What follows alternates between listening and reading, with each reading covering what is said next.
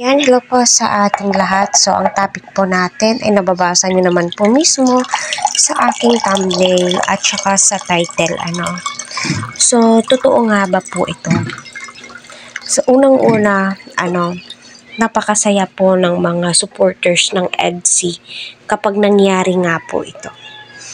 Kasi alam nyo naman po, ideal girlfriend itong si Beyonce. Ika nga po ni Beyonce, sa video ni Kalinga Prab, yung latest ngayon na bakit nga daw po si Edo ay inutusan niya ang kanyang nanay. So, it means si Beyonce ay napaka hands-on po niya. Hindi po niya inuutusan ang kanyang nanay. So, normal lamang po yun, Beyonce.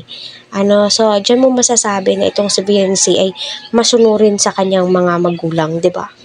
So, ito na po, sa lahat ng interview ni Sir Olives TV, yung pulis nga po na tutulong kay Beyonce para mahanap yung mga basher na binastos siya sa social media, I mean sa Facebook platform. Kung sila po talaga, willing to wait itong si Eds, handa po siyang maghintay basta sa taong mahal niya. Kahit sino naman po, kapag mahal mo yung isang tao, maghihintay ka sa perfect timing. Alam naman po natin, mas prioritize ni Beyonce yung kanyang pag-aaral. So, number 1 po yan.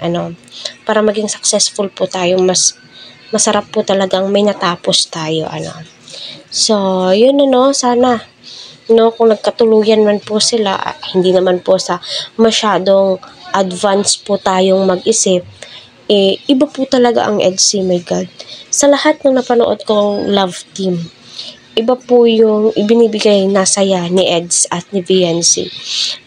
Iba po yung ibinibigay po nilang kilig. Although di naman po harutan yun, konting kibot lamang po ni Edo, konting mga binibitawang salita, my God, makikilig o kikiligin ka po talaga sa kanilang dalawa. Diba, Kaya masasabi mo po talagang kung pwede, tutuhanin nyo na, kung pwede kayo na lang, diba? Yun po yung palagi kong nababasa dito sa aking comment section.